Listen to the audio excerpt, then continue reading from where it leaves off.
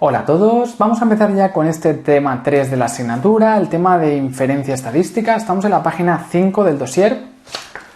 Bien, y empezamos con este repaso de conceptos básicos. Entonces, inferencia estadística la habíamos definido en el primer vídeo, ¿no? Donde dijimos que son las técnicas que nos ayudan a extrapolar los resultados de una muestra a una población general. Vamos a recordar todo aquello de la población y la muestra. La población decíamos que era todo aquello que queríamos conocer, pero que no teníamos recursos para tener todos los datos, y la muestra era un grupito representativo de tamaño n, ¿no? Que nos serviría para entender la población, ¿no? Entonces dijimos que cuando hablamos de indicadores calculados en la población eran los parámetros, y cuando hablamos de los indicadores calculados para la muestra eran los estadísticos. ¿Sí? Parámetros, por ejemplo, son la media poblacional, ¿no? Y cuando hablamos de la muestra, hablaríamos de la media muestral, que sería un estadístico, ¿no? Así que media poblacional, cuando hablo de la nota del examen, por ejemplo, ¿no? Dijimos, pues si hablamos de la nota del examen de modelos, la media de la nota de todos los alumnos, que es la media poblacional, es el parámetro media. Y cuando hablamos de la media en mi muestra, la media de la nota en mi muestra, decíamos, por ejemplo, de 30 alumnos, pues esa es la media muestral, es decir, el estadístico.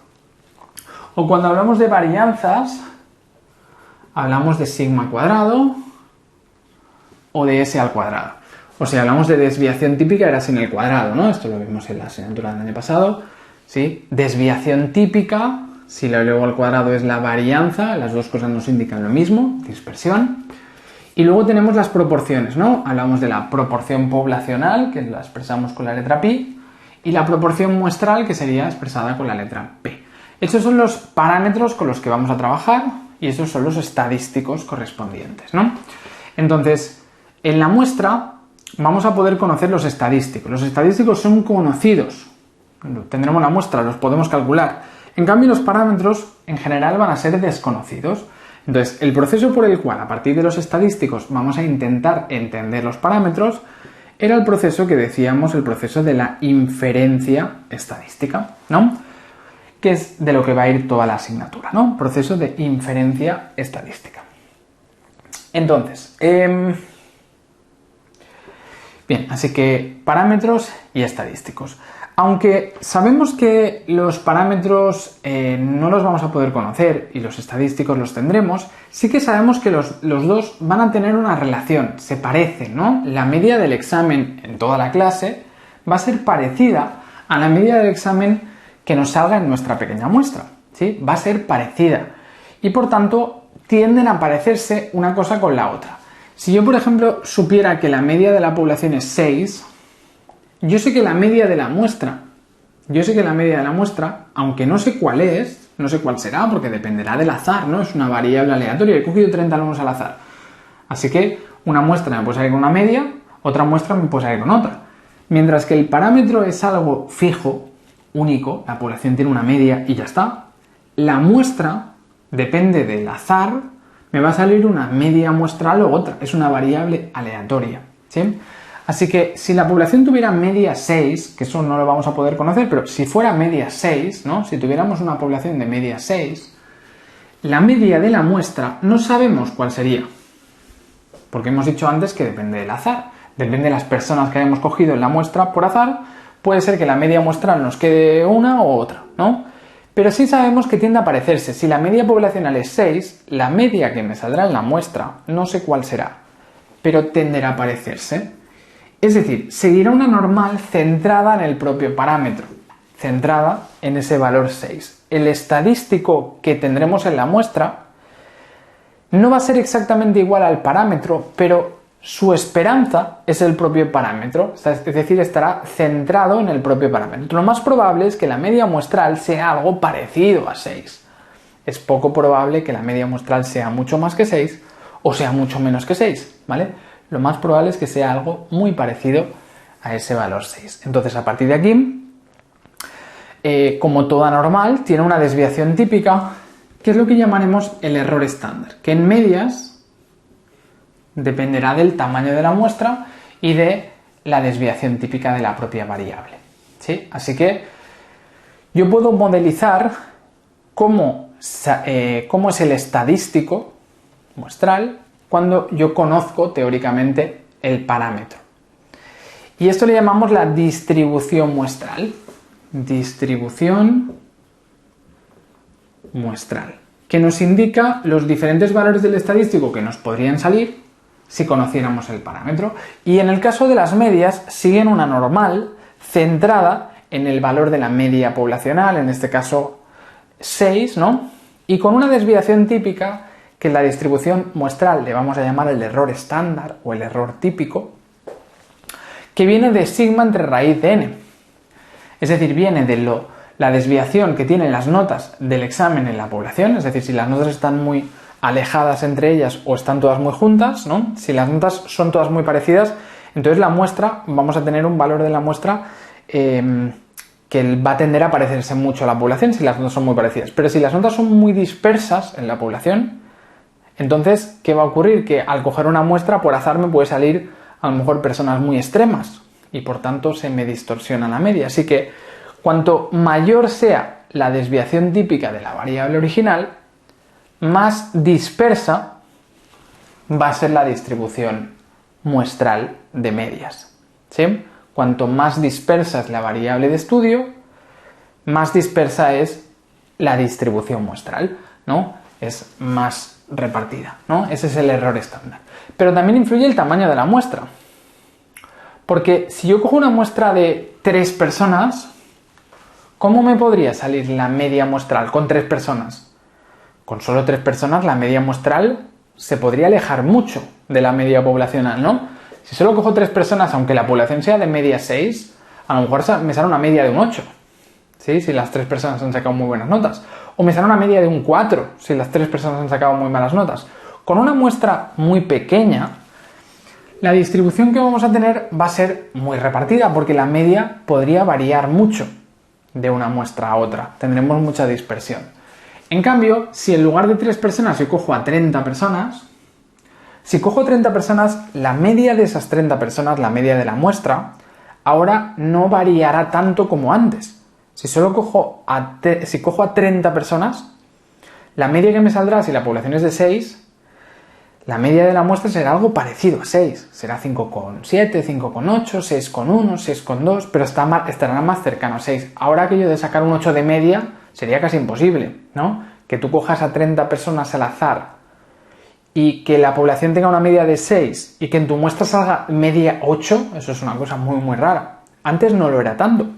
Así que fijaros que a medida que aumenta la muestra, la media de la muestra tiende a parecerse más a la media de la población y por tanto se hace una distribución más concentrada, es decir, disminuye el error estándar, ¿vale? Así que en este tema vamos a hablar de distribuciones muestrales. Repaso de todo esto, que son conceptos un poquito complicados. Decíamos, repaso, la población, lo que queremos conocer, la muestra, es lo que tenemos. Cogemos una muestra de la población y con eso entendemos lo que está pasando en la población. Los valores calculados en la población son los parámetros, media, desviación, varianza, proporción, pero si los calculo en la muestra son los estadísticos, media muestral, desviación muestral, varianza muestral y proporción muestral. El proceso para intentar entender los parámetros con los estadísticos ya lo hemos dicho que era la inferencia. Antes de empezar a hacer inferencia en sí, aunque el tema os llaman inferencia estadística, pero no vamos a hacer inferencia en este tema, antes de empezar a hacer inferencia, vamos a plantearnos de forma teórica cómo son los estadísticos si conocemos los parámetros. Si yo conozco, por ejemplo, que la población tiene media 6, la media que me saldrá en la muestra no sé cuál será, porque dependerá del azar, hemos dicho antes, ¿no? No sabemos cuál es la media de la muestra. Depende de la muestra, me saldrá una u otra. A lo mejor me sale 6,1, a lo mejor me sale 5,8, 6,5, lo que sea, ¿no? Así que no sabemos qué saldrá en la muestra. Pero sí sabemos que la media muestral va a tender a parecerse a la media poblacional. Sabemos que el estadístico tiende a parecerse al parámetro. Y esa distribución de probabilidad del estadístico, conociendo el parámetro, es la distribución muestral, que es lo que vamos a trabajar en este tema.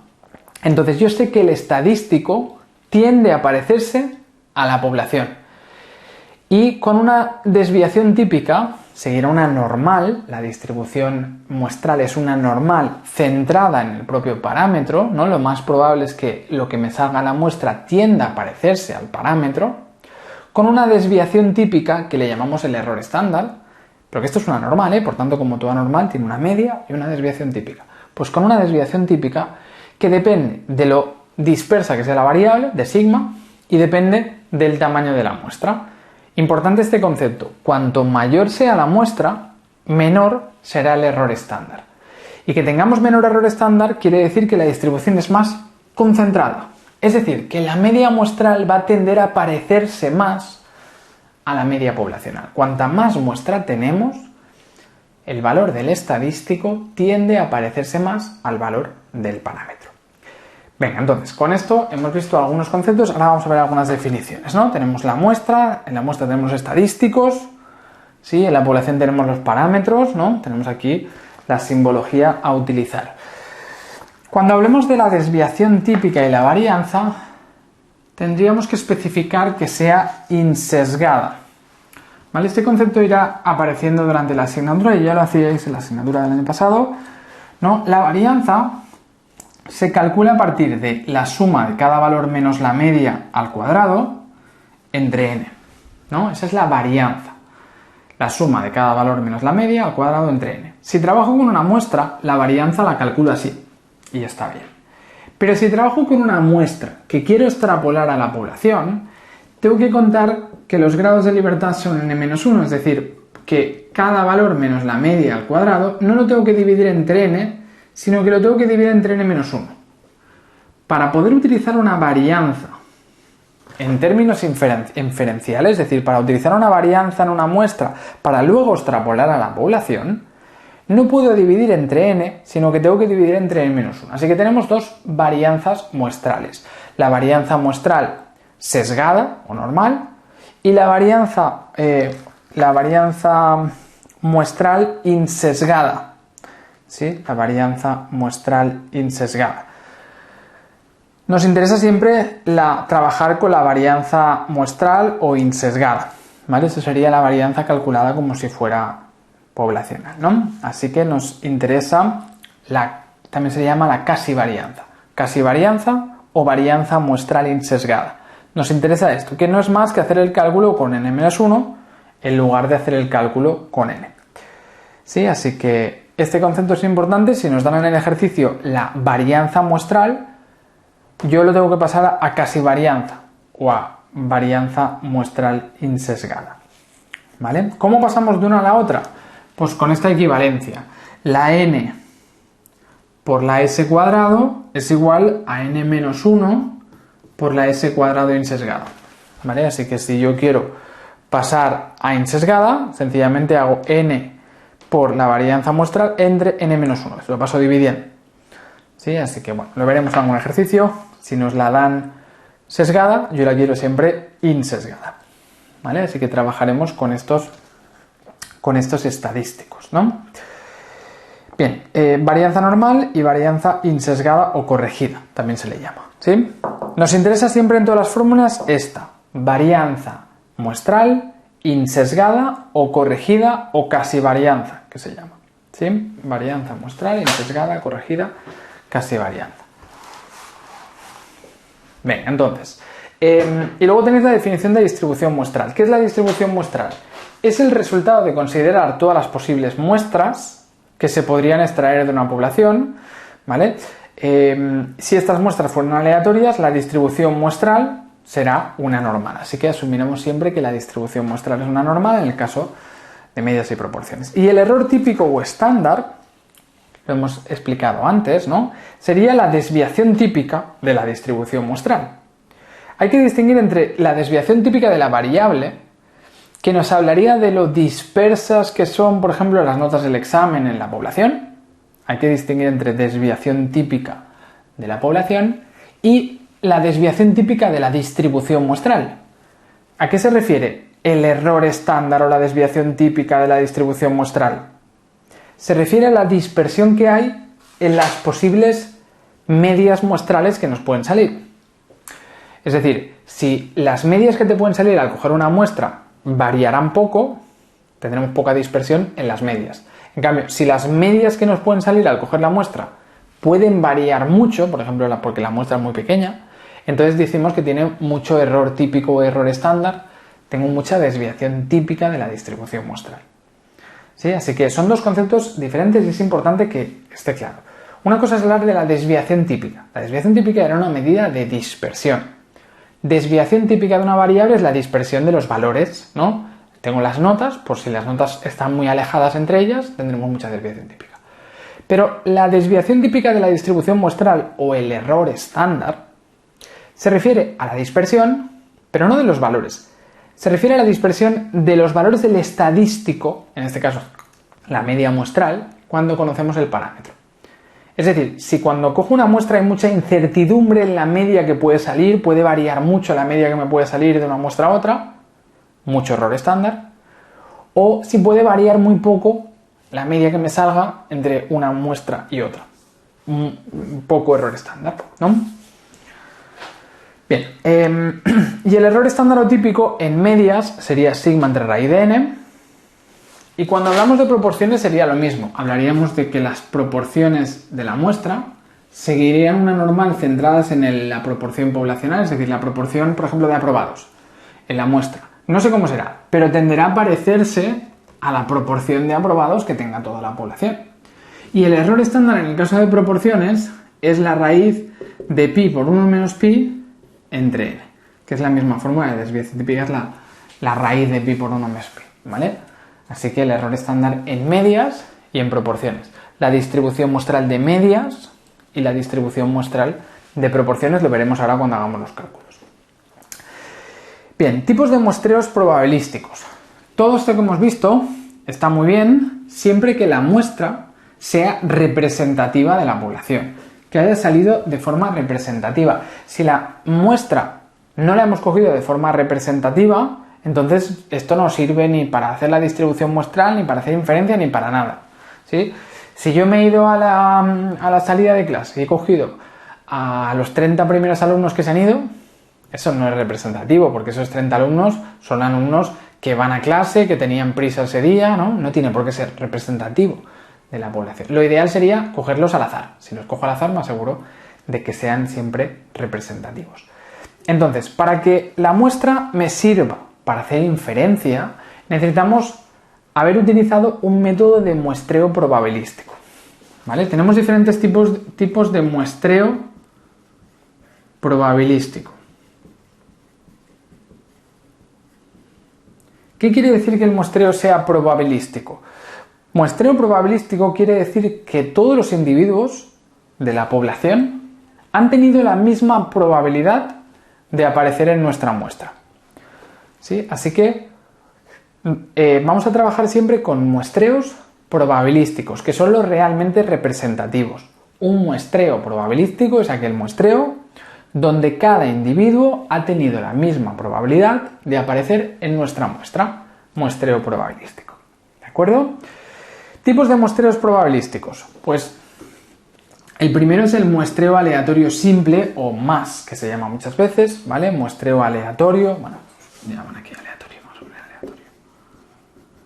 El muestreo aleatorio o aleatorio simple o más es un muestreo donde sencillamente se hace al azar, ¿no? Yo tengo un listado de todos los alumnos, ¿no? Y entonces cojo una muestra de 30 al azar, le pido al ordenador que me dé 30 números aleatorios de los 200 que han hecho el examen, o cojo un bombo y voy sacando números, ¿no? Por el método que sea, pero que los individuos se hayan elegido totalmente al azar. Totalmente al azar, ¿sí? Muestreo aleatorio. Es más sencillo, se hace totalmente al azar, ¿sí? Necesitamos tener un listado de todos los elementos de la población y coger algunos de ellos totalmente al azar, sea con un bombo, con el ordenador, números aleatorios, con una mano inocente o lo que sea, ¿no? Bien, luego, muestreo aleatorio por conglomerados. El muestreo aleatorio por conglomerados es un tipo de muestreo que nos sirve para ahorrar costes. Por ejemplo, yo quiero hablar de la nota del examen, ¿no? Y resulta que hay, no sé, 8 clases diferentes, ¿no? De estudiantes de psicología, no sé cuántas tenéis. Pero imaginaos que hay 8 clases. Entonces, hay 8 clases diferentes y en principio se han repartido, por ejemplo, al azar. Al principio del curso cada uno le toca una clase, ¿sí? De forma que hay 8 clases diferentes y para mí son equivalentes. Son exactamente igual la clase A que la clase 1, que la clase 7, que la clase 5, que la clase 8, ¿sí? Son exactamente equivalentes. Es decir, la población se divide en conglomerados equivalentes. 8 clases equivalentes. Pues lo que puedo hacer para ahorrar costes, es decir, vale, en lugar de tener que ir a cada clase a pedirle a cada profesor o profesora que me deje coger a unos cuantos alumnos para un estudio, ¿sí? Voy a coger solo, pues por ejemplo, 2 clases al azar.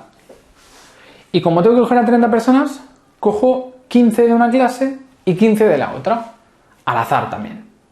Entonces, fijaros que me he ahorrado muchos costes. En lugar de tener que ir a coger a unas pocas personas de cada una de las 8 clases, solo cojo 2 clases al azar y dentro de cada clase he cogido 15 y 15.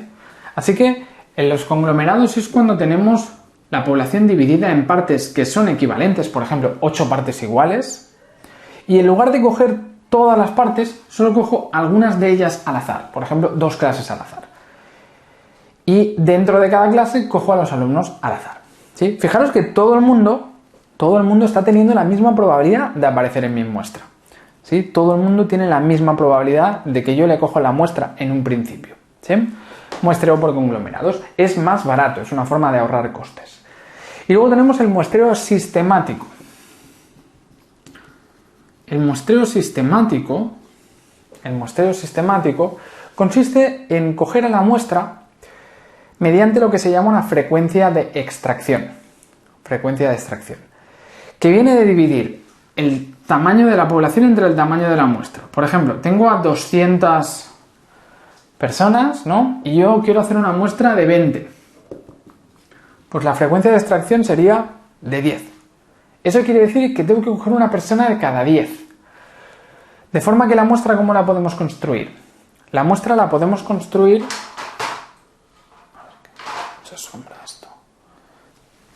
La muestra la podemos construir de la siguiente manera.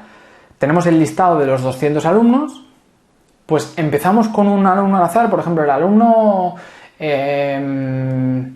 72. Pues cogeríamos al alumno 72, luego al alumno 10 después, es decir, al alumno 82, luego al alumno 92, al alumno 102, al alumno 112, al alumno 122, al alumno 132, hasta el alumno 192 y luego pasaríamos a empezar al alumno 2, al alumno 12, ¿sí? Hasta que acabemos todo el ciclo. Así que determinamos una frecuencia de extracción y entonces sacamos a la muestra, la sacamos totalmente al azar, ¿vale? Venga, entonces, eso sería el muestreo sistemático. Con la frecuencia de extracción vamos sacando la muestra, cada esas personas cogemos una, ¿sí?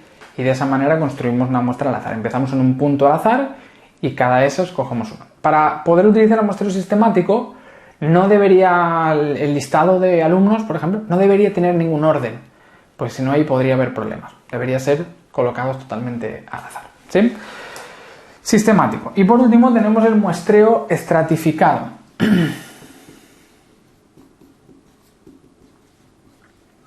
El muestreo estratificado es un tipo de muestreo donde la población la tenemos dividida en partes pero que no son equivalentes, ¿vale? Por ejemplo, a ver.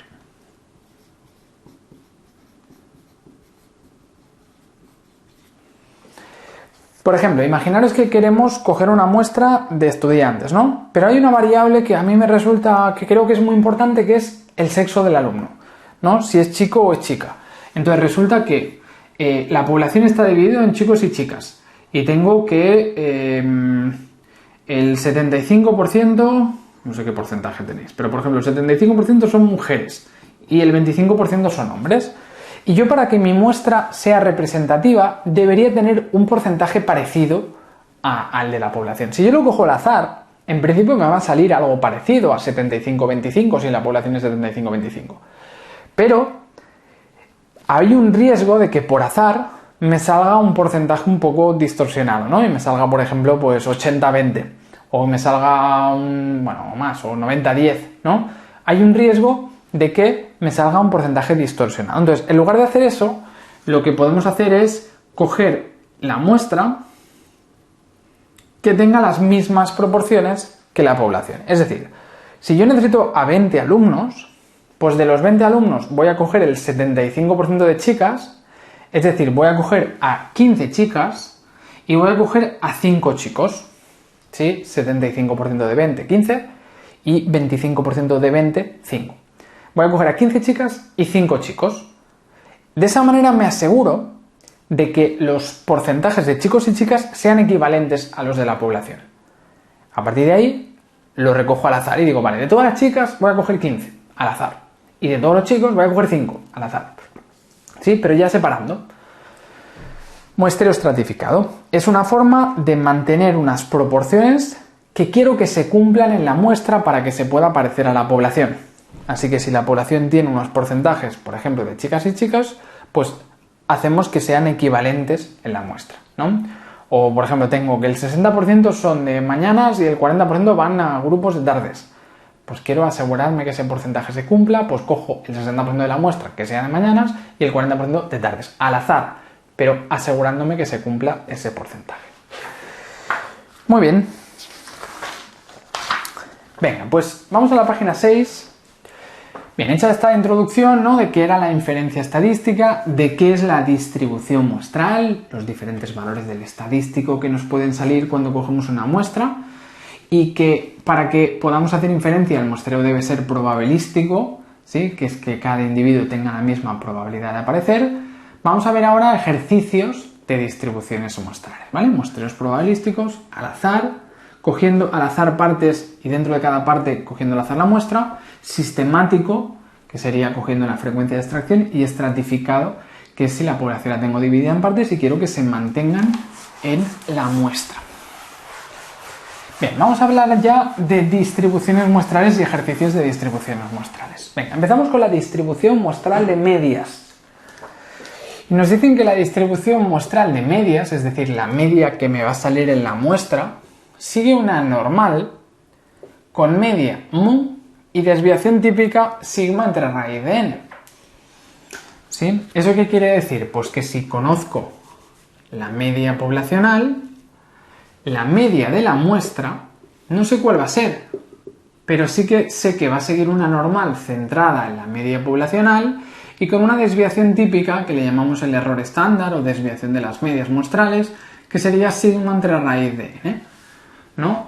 Entonces, si yo me pregunto por cualquier probabilidad sobre la media que me puede salir en la muestra, como sé cómo se distribuye su probabilidad como una normal, puedo resolver cualquier probabilidad de esa manera. ¿Sí? Así que podríamos calcular cualquier probabilidad pues utilizando este modelo. Por ejemplo, yo me puedo preguntar ¿cuál es la probabilidad de que la media de la nota del examen en mi muestra, que la población es de 6, decíamos antes, ¿cuál es la probabilidad de que en mi muestra sea una media muestral de más de 6,5? Más de 6,5. ¿Cuál es la probabilidad de que la media muestral sea de no sé qué manera? Pues lo calcularemos, ¿no? Si esta población tiene media 6 y yo me pregunto por una media muestral de más de 6,5, me pregunto por una probabilidad que en el fondo es una probabilidad en una normal. Lo pasamos a distribución Z, va a ser el mismo procedimiento que vimos en el vídeo anterior. Habrá que pasarlo a Z con la fórmula de la Z, que es el valor menos la media entre la desviación típica, y luego lo buscaremos en la tabla, y la tabla nos dará la probabilidad acumulada. Si es para la izquierda, ya será esa, si es para la derecha, lo restaremos a 1, como vimos en el vídeo anterior, ¿no? Donde el valor de la media muestral es el valor de estudio, ¿no? Yo me pregunto por la probabilidad de que la media en la muestra sea superior a 6,5. Por tanto, la media muestral es el valor de estudio. El centro de la normal es la media de la variable original. Y la desviación típica hemos dicho que es esta, sigma entre raíz de n. Así que si quiero hacer un ejercicio de cálculo de probabilidad, en la distribución muestral, es decir, me pregunto por la probabilidad de que se nos dé una determinada media muestral al coger nuestra muestra al azar, entonces puedo utilizar lo mismo que hemos hecho de la normal, pero con esta fórmula de la z modificada, ¿sí? Que en el fondo es lo mismo, ¿eh? Si entendemos que la distribución muestral es esta distribución, entonces esta fórmula es esta, ¿no? Así que es lo mismo que los ejercicios de la normal, pero aplicado ahora a la distribución muestral, ¿de acuerdo? Es decir, antes nos preguntamos, ¿cuál es la probabilidad de que un alumno tenga más de un 7? Ahora nos vamos a preguntar, ¿cuál es la probabilidad de que coja 30 alumnos y los 30 de media tengan más de un 7? Nos estamos preguntando por la probabilidad de que la media muestral sea un valor determinado, ¿sí? Entonces tenemos varias fórmulas. Esto sería si conocemos sigma, ¿vale? Si conocemos sigma. Si no conocemos sigma, entonces podríamos utilizar una desviación típica, la desviación típica muestral. Si no tenemos la desviación típica de la población, podemos utilizar la desviación típica insesgada muestral. Siempre que la muestra sea grande. Si la muestra es grande, es decir, más de 100, da igual si tengo la desviación típica de la población en el ejercicio o si tengo la desviación típica muestral insesgada, porque la muestra es grande y van a parecerse mucho. O incluso si tuviera la desviación típica sesgada, pues entonces habría que aplicar esta corrección que nos quedaría esto, ¿no? Desviación típica sesgada. ¿Vale? Cualquiera de las tres fórmulas, las tenéis en el dossier, ¿no? Nos servirían. Con muestra grande sería una z. ¿Sí? Pero si tenemos que sigma es desconocida, si tenemos que la desviación típica poblacional es desconocida y la n es menor de 100, es decir, si tengo una muestra pequeña y la desviación poblacional es desconocida, entonces vamos a tener que trabajar no con una z, sino con una distribución t, con n-1 grados de libertad.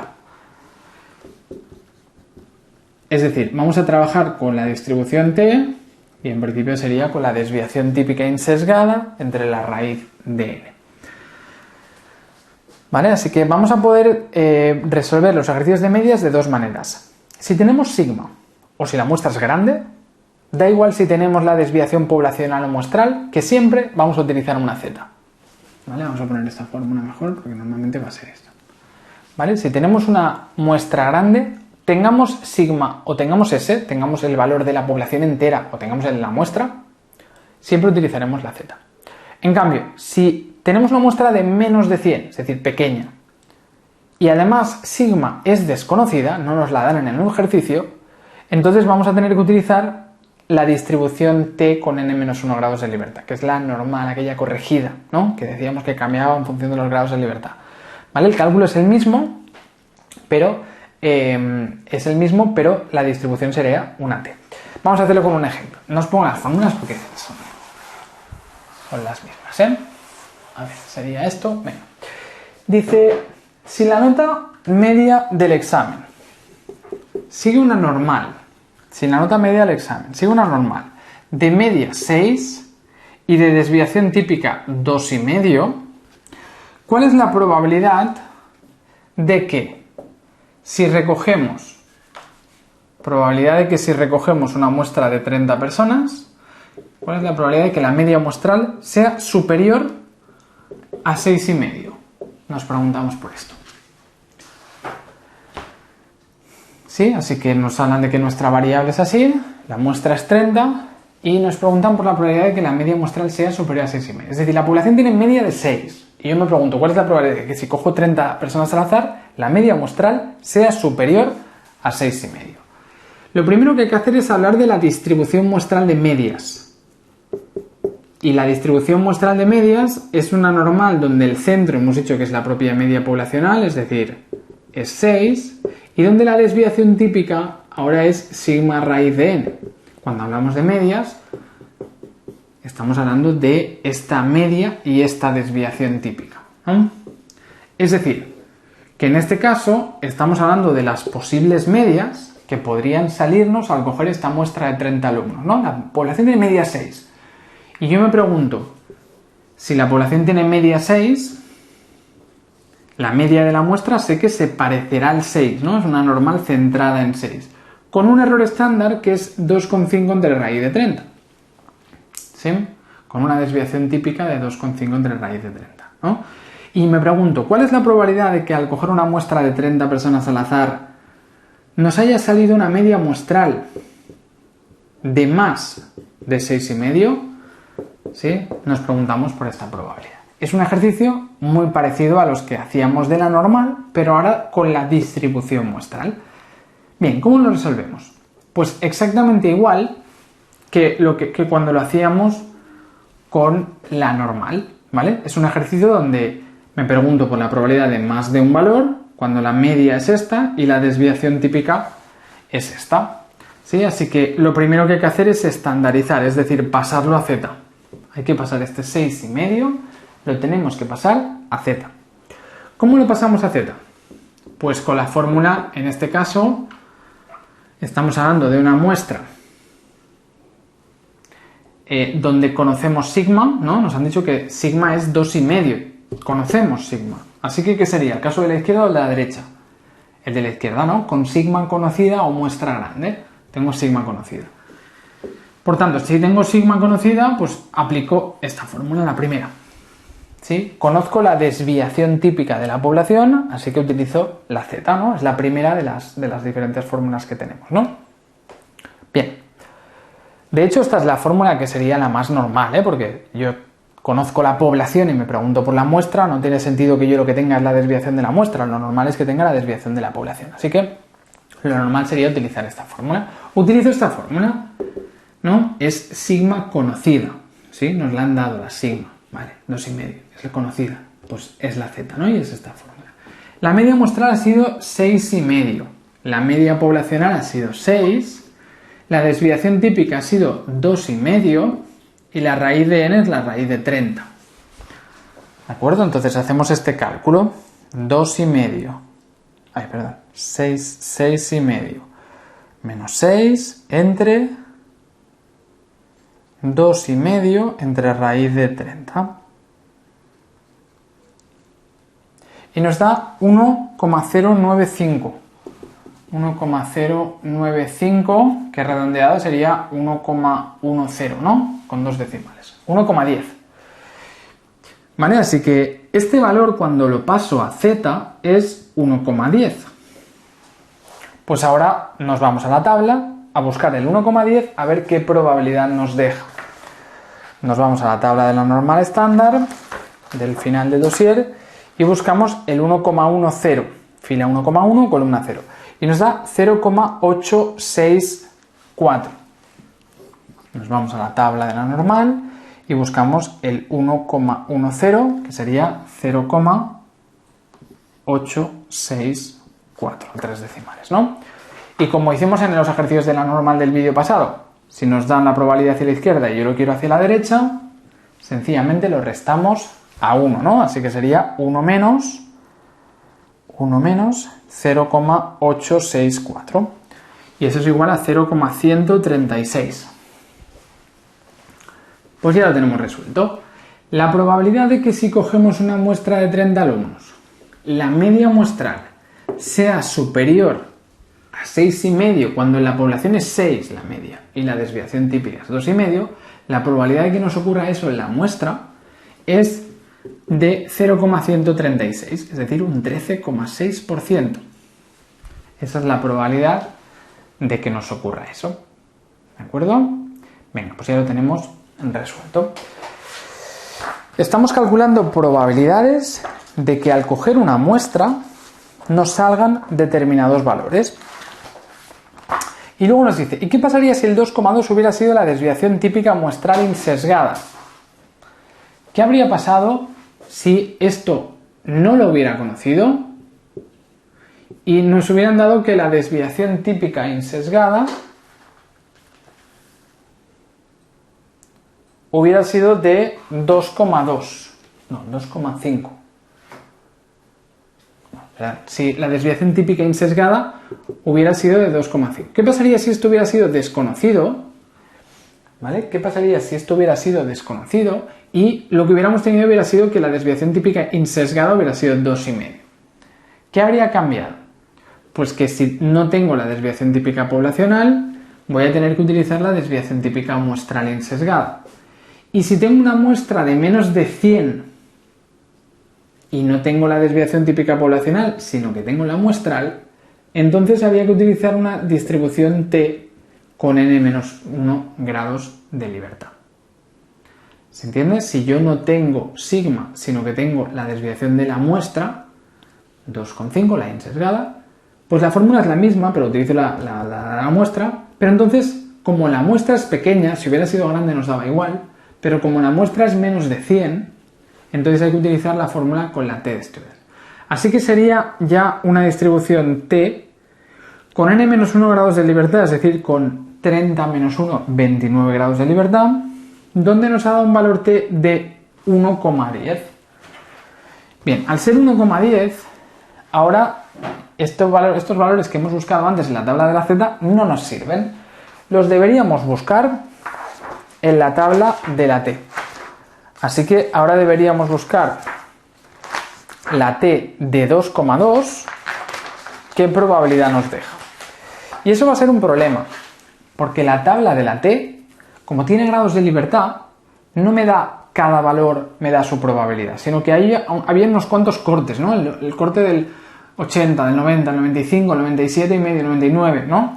Solo me da unos cuantos cortes, así que vamos a tener que hacerlo de forma aproximada. Si la desviación típica muestral insesgada hubiera sido 2,5 en lugar de la desviación típica poblacional, entonces el valor hubiera sido el mismo, 1,10, porque la fórmula es la misma, pero habría sido una t-student, así que habría que buscarlo en la tabla de la t. Si nos vamos a la tabla de la t-student y buscamos con 29 grados de libertad, o sea, fila 29, si buscamos con 29 grados de libertad, habría que buscar en la fila 29 cuál es el valor que más se le acerca al 1,1. ¿Sí? El valor que más se acerca al 1,10, el valor que más se acerca al 1,10, pues estaría entre el 0,854 y el 1,311. ¿Sí? Se acerca un poquito más al 1,311. ¿Sí? Así que cogeríamos el 1,311, redondeando, ¿no? Cogemos el 1,311. Así que la probabilidad acumulada sería de 0,90 aproximadamente. ¿Vale? Es decir, el 1,3 es 0,90 y el anterior era 0,80, ¿no? Pues sería entre 0,80 y 0,90. ¿Sí? Vamos a hacerlo de forma aproximada y por tanto decimos que este valor deja aproximadamente 0,90 y por tanto la probabilidad de hacia el otro lado es aproximadamente 0,10. No lo podemos hacer de forma exacta con las tablas, ¿sí? Así que la respuesta que antes había sido esta, ¿no? Ahora sería aproximadamente 0,10, sin poder decirlo de forma exacta. De hecho, podríamos decir que está entre 0,10 y 0,20, ¿no? Porque está entre ese valor y el anterior, que era 90-80, ¿no? Entre 0,10 y 0,20. Muy bien, pues ya lo tendríamos resuelto. Este ejercicio de distribución muestral de medias, si hubiéramos tenido que la desviación que tenemos era la muestral insesgada y no la poblacional, pues hubiera sido lo mismo, pero habríamos tenido que utilizar una t-student. Y entonces la tabla de la t, que la tabla de la t tiene el problema de que no tiene todos los valores y por tanto nos encontramos con que lo tenemos que hacer de forma aproximada. No lo podemos resolver de forma exacta. Muy bien, vamos al siguiente ejercicio. Vamos a hablar ahora de la distribución muestral de varianzas. Varianza muestral, ¿vale? Distribución muestral de varianzas. La distribución muestral de varianzas sigue la siguiente lógica. Si yo conozco la varianza poblacional y me pregunto por la varianza muestral insesgada, yo sé que la varianza muestral insesgada va a seguir una distribución muestral donde lo más probable es que se parezca a la varianza poblacional. Pero la varianza es una variable que está al cuadrado y por tanto, como es una variable que está al cuadrado, parte del cero. Así que cuando hablemos de la distribución muestral de varianzas, de entrada no sigue una distribución normal, ¿vale? No sigue una distribución normal a no ser que la muestra sea grande. Si es grande, entonces sí que seguirá esa distribución muestral, ¿no? Entonces, por tanto, en la distribución muestral de varianzas vamos a tener que trabajar con una distribución que es una chi cuadrado en lugar de una distribución normal. Es una distribución chi cuadrado en lugar de la normal estándar si la n es menor de 100. Si la n es mayor de 100, como esto decíamos que se iba alejando, al final quedaría prácticamente igual a una normal, ¿vale? Así que lo podríamos resolver como una normal estándar con esa expresión que tenemos aquí. Sería n-1 con n-1 por la varianza muestral entre la poblacional, ¿no? Ese sería su centro y con un error estándar determinado. Bueno, con muestra grande se puede aproximar a una normal. Con muestra pequeña no, y se trabaja como una chi cuadrado. ¿De acuerdo? Así que esa sería la forma de trabajar si me preguntan por la probabilidad de que en la muestra se nos dé una determinada varianza muestral. Vamos a ver el ejemplo. Dice, se sabe que la asistencia a clase es una variable con desviación típica de 4 unidades. Se sabe que... Dice que se sabe, ¿eh? O sea que se sabe que la desviación típica poblacional es de 4, ¿eh? Se refiere a poblacional, ¿eh? No lo sabe en ningún momento de una muestra. Se sabe que la asistencia tiene desviación típica de 4, la sigma. Dice, si se toma una muestra de tamaño 25, ¿cuál es la probabilidad de que la varianza muestral sea mayor? ¿Cuál es la probabilidad de que la varianza muestral sea mayor de 11,5? Bien, así que nos preguntamos por la probabilidad de que se nos dé una determinada varianza muestral si tenemos una determinada varianza poblacional, ¿no? Si en la población la varianza poblacional es 16, ¿no? 4 al cuadrado, 16. Si la varianza poblacional es 16, nos preguntamos por la probabilidad de que la varianza muestral sea mayor que 11,5. Así que primero lo modelizamos. Es una muestra pequeña, así que vamos a seguir un modelo de chi cuadrado. Partimos de 0, como la chi cuadrado, ¿no? Donde el centro es el 16.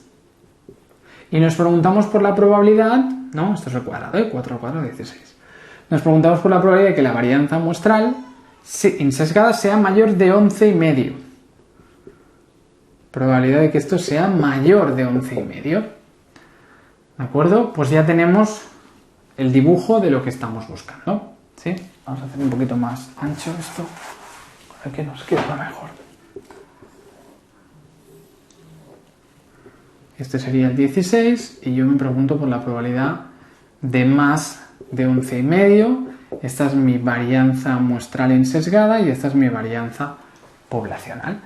¿Cómo lo resolvemos? Lo vamos a tener que pasar a una chi cuadrado.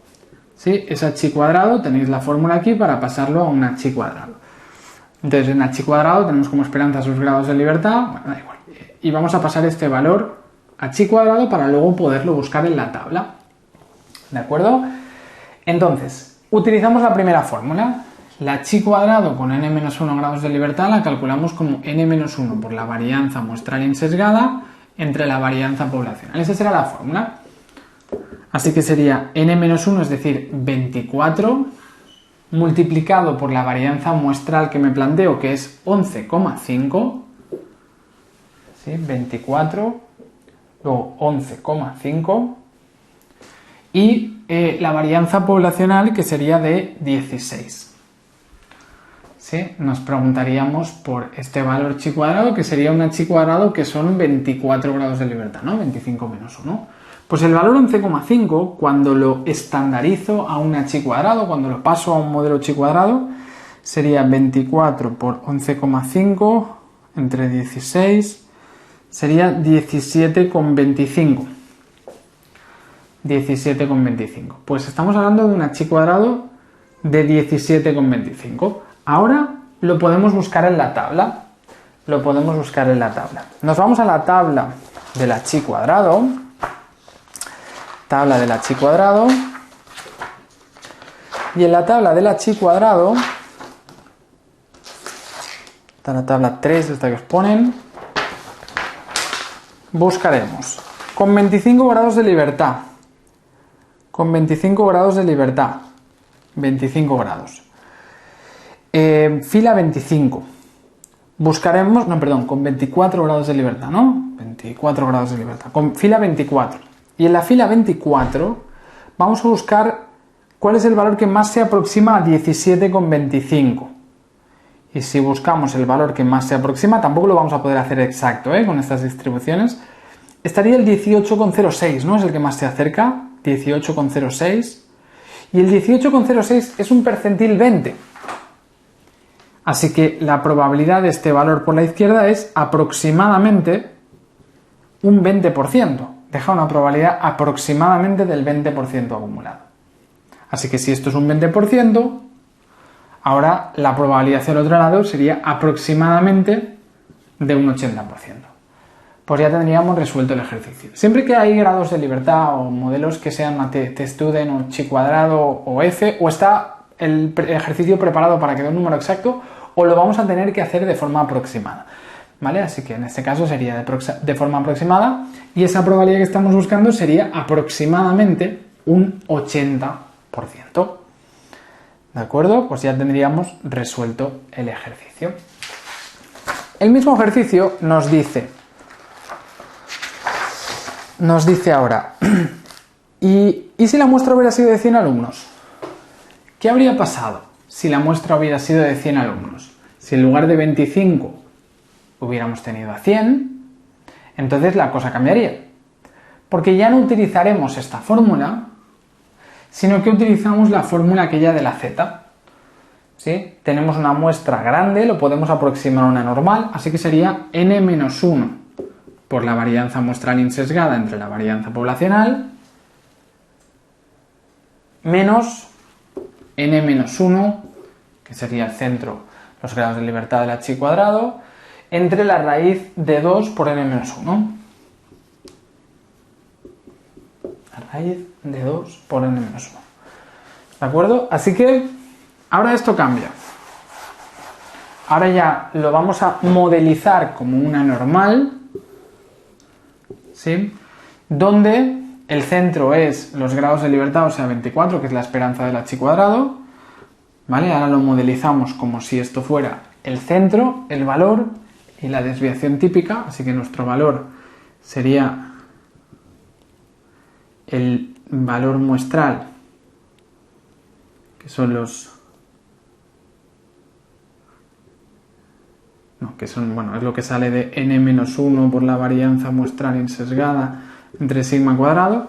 Bueno, el tema es que nos preguntamos por la probabilidad esta de aquí. ¿Vale? Ahora lo hemos aproximado a la normal, donde el cálculo que hemos hecho antes de la chi cuadrado lo tendríamos aquí, los grados de libertad están en el centro. Así que esta es nuestra variable y ahora lo pasamos a z.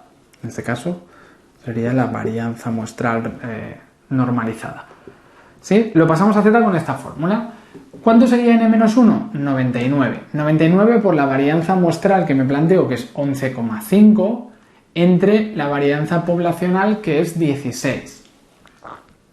Menos n-1, es decir, 99. Y esto entre la raíz de 2 por 99. Bien, hacemos el cálculo. 99 por 11,5 entre 16 menos 99 entre la raíz de 2 por 99. Y eso nos daría igual a menos 1,97. 9798. Vamos a redondear. Menos 1,98. Sería ese valor ahora. ¿Vale? Así que este sería el menos 1,98. ¿Sí? Lo hemos pasado a z y nos ha dado el menos 1,98. Bien, entonces a partir de aquí... A ver, esto no os quiero liar con esto. Si queréis también lo podéis expresar. Lo podemos expresar como que esto sería el 16 y esto sería el valor que nos planteamos, que es el 11,5. Se puede expresar también así, ¿vale? Es lo mismo, lo otro está estandarizado, ya os lo he puesto así. Entonces, esta sería nuestra varianza muestral, esta sería la varianza poblacional, ¿no? Este valor lo he estandarizado, lo he pasado a z y nos ha dado menos 1,98. Pues ahora lo buscamos en la tabla de la normal estándar. pues nos vamos a la tabla de la normal. Y ahora es una z negativa, así que cogemos la primera z y es el menos 1,98, ¿vale? Nos vamos a la tabla y buscamos el menos 1,9, columna 8, menos 1,98. Sería 0,024. 0,024. Así que 0,024 es para la izquierda y me han preguntado hacia la derecha, pues sería 0,976. Pues esta sería la probabilidad en este caso, ¿vale? Antes era 0,8 porque era una muestra más pequeña, ahora la muestra es más grande, ¿eh? Por tanto, es normal que sea mucho más probable ahora esto, ¿eh? Así que es 0,976 la probabilidad de ahora, ¿sí? Si la muestra es pequeña, hacemos este cálculo, nos da un resultado, lo buscamos en la tabla del h cuadrado y hacemos la probabilidad aproximada. Si la muestra es grande, lo podemos normalizar, así que aplicamos la fórmula y trabajamos como si fuera una normal. Cogemos el valor, lo buscamos en la tabla, nos da por la izquierda, lo quiero por la derecha, lo resto a 1, tal, vale, pues ya tengo la probabilidad. ¿De acuerdo? Bien, muy bien, pues ese sería un ejercicio de distribución muestral de varianzas. Distribución muestral de varianzas. Bien. Y vamos ya a lo último, y acabamos ya por este vídeo, que es la distribución muestral de proporciones. Misma idea exactamente. Ahora trabajaremos con que conocemos la proporción poblacional y nos preguntamos por la proporción muestral, ¿no? Conocemos el parámetro, nos preguntamos por la proporción muestral, ¿vale? Esa proporción muestral, sabemos que sigue una normal, lo comentábamos al principio del vídeo, donde su centro es la proporción poblacional y donde su desviación típica es la raíz de pi por 1 menos pi entre n. Es decir, que cuando yo conozco la proporción poblacional, yo sé que la proporción muestral... Cuando yo conozco la proporción poblacional, yo sé que la proporción que me podría salir en la muestra tiende a parecerse a la proporción que tenemos en la población. Con una desviación típica que es la raíz de pi por 1 menos pi entre n, que es el error estándar, ¿sí? Así que tenemos este modelo. De forma que a partir de aquí, si yo me pregunto por una probabilidad de que en la muestra se nos dé una determinada proporción muestral, pues sencillamente tengo que aplicar este modelo, estandarizar a z y buscarlo en la tabla. ¿Vale? Es más o menos lo mismo que hemos visto con las medias y también con las varianzas cuando teníamos la muestra grande, ¿no? Vamos a ver el ejemplo. Dice, si la proporción de aprobados del examen en la población es 0,7, si yo sé que la proporción de aprobados en toda la clase es del 70%, dice, si cogemos una muestra de 50 alumnos, ¿cuál es la probabilidad de que la muestra tenga una proporción de aprobados inferior al 60%? ¿Cuál es la probabilidad de que la proporción de aprobados sea inferior al 60%? ¿No? Nos preguntamos por la probabilidad de que en la muestra se nos dé una determinada proporción muestral cuando conocemos la proporción de toda la población. Entonces hemos dicho que la proporción que se nos dará en la muestra, no sabemos cuál será, dependerá del azar, pero que sí tendría a parecerse a la proporción poblacional. Si en la clase en general aprueba el 70%, en nuestra muestra aprobará un número similar al 70%, ¿no? Seguirá una normal centrada en ese 0,7, con un error estándar que sería la raíz de 0,7 por 0,3 entre la muestra de 50, ¿no? Y a partir de aquí, sabiendo que las proporciones que me saldrán en la muestra tienden a parecerse a la proporción de la población, yo puedo calcular cualquier probabilidad de que se nos dé una determinada proporción en la muestra. Por ejemplo, puedo calcular la probabilidad de que la proporción en la muestra sea menor del 60%. ¿Cómo de probable es que si en la población aprueba el 70%, yo cojo una muestra y por azar me apruebe menos del 60%. ¿Cuál es esa probabilidad? Bien, entonces, si queremos resolver esa probabilidad, tenemos sencillamente que pasar a z, ¿no? Decíamos que la z era el valor menos la media entre la desviación típica. En la distribución muestral de proporciones, ¿cuál es el valor de estudio? La proporción de la muestra, ¿no? Como aquí, ¿no? La proporción de la muestra. ¿Cuál es la media de la distribución? Está centrada la distribución muestral de proporciones en la proporción poblacional, pues pi. Entre la desviación típica de la distribución, que en este caso es la raíz de pi por 1 menos pi entre n, ¿no? Así que esta sería la fórmula para pasarlo a z. La fórmula de la z siempre es la misma, la estamos adaptando a cada situación que nos encontramos con la distribución muestral. Bien, pues ahora ya podemos resolver la z. ¿Sí? La proporción de la muestra ha sido 0,6. La proporción de la población ha sido 0,7. Entre la raíz cuadrada de 0,7 por su complementario, es decir, 0,3, entre n, es decir, 50. ¿Sí? Así que ya tenemos que si yo esta distribución la paso a z, es decir, aquí le pongo el 0, si yo esta distribución la paso a z, la proporción de 0,6 se convierte en una z de 0,6 menos 0,7 entre la raíz de 0,7 por 0,3 entre 50 menos 1,54. Es decir, que una proporción muestral de 0,6, el 60%, es equivalente a una z de menos 1,54. Pues bien, ahora lo busco en la tabla. Lo buscaré en la tabla de los negativos y la tabla siempre me devolvía la probabilidad ¿hacia dónde? Acumulada, ¿no? En este caso ya es la probabilidad acumulada, todavía no nos habíamos encontrado con un ejemplo así, así que sencillamente lo buscaremos en la tabla y la probabilidad que nos dé, esa será la respuesta, ¿no? Así que nos vamos a la tabla de la normal estándar,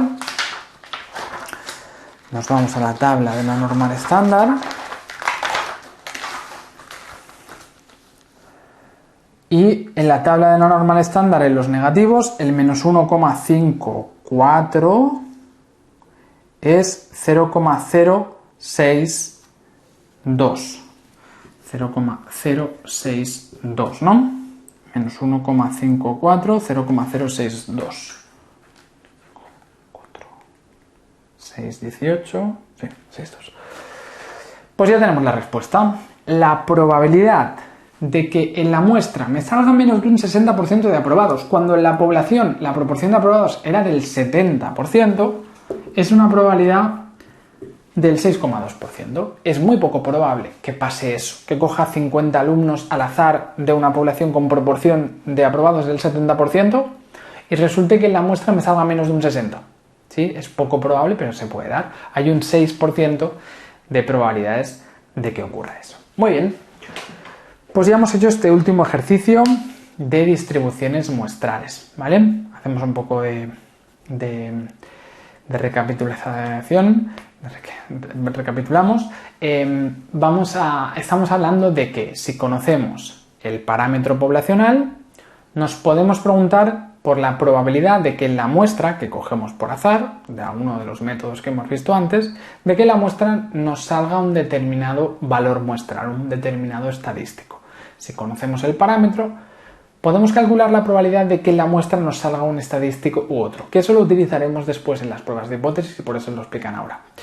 Así que podemos hablar de que conozco la media y me pregunto por la media que me saldrá en la muestra, o conozco la varianza poblacional y me pregunto por la varianza que me saldrá en la muestra, o conozco la proporción de toda la población y me pregunto por la proporción que me puede salir en la muestra, ¿no? Son ejercicios de distribución muestral.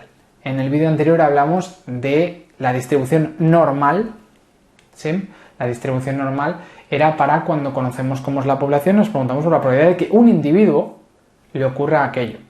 Ahora hablamos de que a toda nuestra muestra de media le ocurra no sé qué o le ocurra no sé cuántos. O de proporción, tenga no sé qué proporción o no sé qué otra, ¿sí? Así que en el vídeo anterior hablamos de la normal y trabajamos con datos individuales. Ahora hablamos de datos agrupados, de datos en una muestra, y nos preguntamos por la probabilidad de que en una muestra nos salga una media, una proporción, una varianza determinada. ¿Vale? Venga, pues lo dejamos aquí por este vídeo y nada, nos vemos en la próxima clase.